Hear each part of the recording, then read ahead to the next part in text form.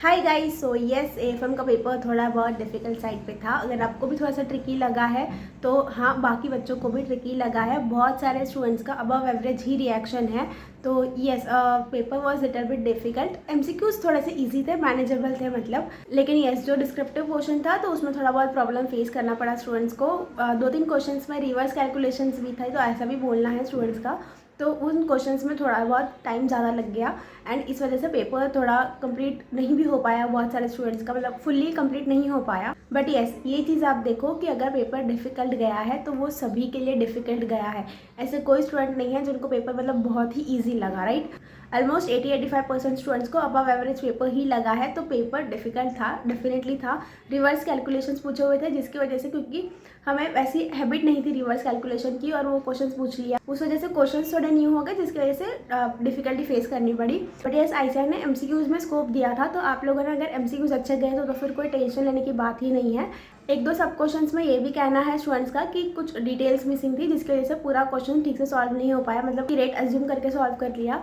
तो यस, ये चीज़ भी थी। बट अब जो भी गया, जैसे भी गया, ये पेपर चला गया। अब हम इस चीज़ के ऊपर कुछ भी चेंजेस नहीं कर सकते। आप जितना ज़्यादा डिस्कशन करोगे उतना आप नेक्स्ट पेपर का जो टाइम है वो यूटिलाइज कर रहे हो पुरानी चीज़ों के लिए जिसमें आपका कोई कंट्रोल नहीं है।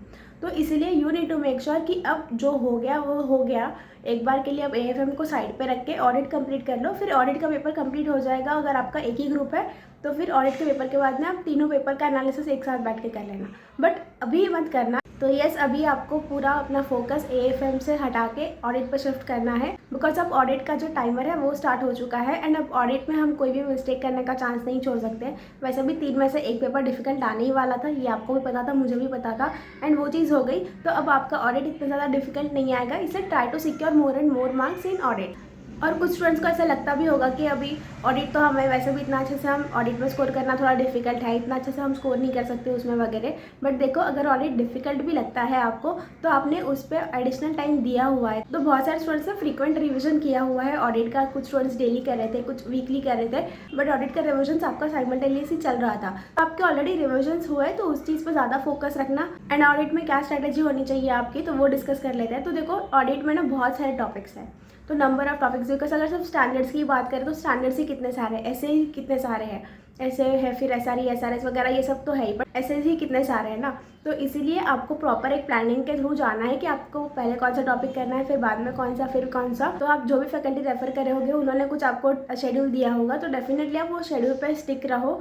अगर ऐसा होता है कि कोई टॉपिक आप पढ़ रहे हो, जैसे सपोज कि आप प्रोफेशनल एथिक्स आपने स्टार्ट किया है, आपके फैकल्टी के हिसाब से वो आपको 3 आवर्स में कंप्लीट करना है। उसके बाद लेट से आप SQC 1 कर रहे हो, राइट।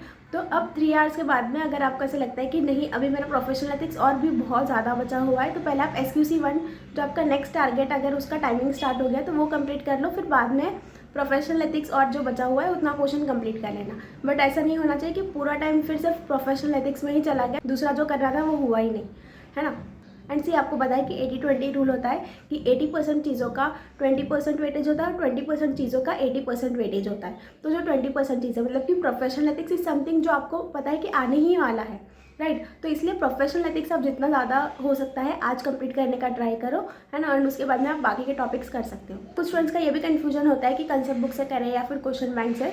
तो ऑडिट में स्पेशली आप जितना कॉन्सेप्ट बुक को रिवाइज करोगे उतना ज़्यादा ईजी होगा, बिकॉज आप कॉन्सेप्ट बुक करोगे तो उसमें क्वेश्चंस का आपका रिवीजन हो ही जाएगा, राइट। एंड कुछ क्वेश्चंस तो स्ट्रेट फॉरवर्ड ही होते हैं, तो वो क्वेश्चंस आपको देखने की बिल्कुल ज़रूरत नहीं है।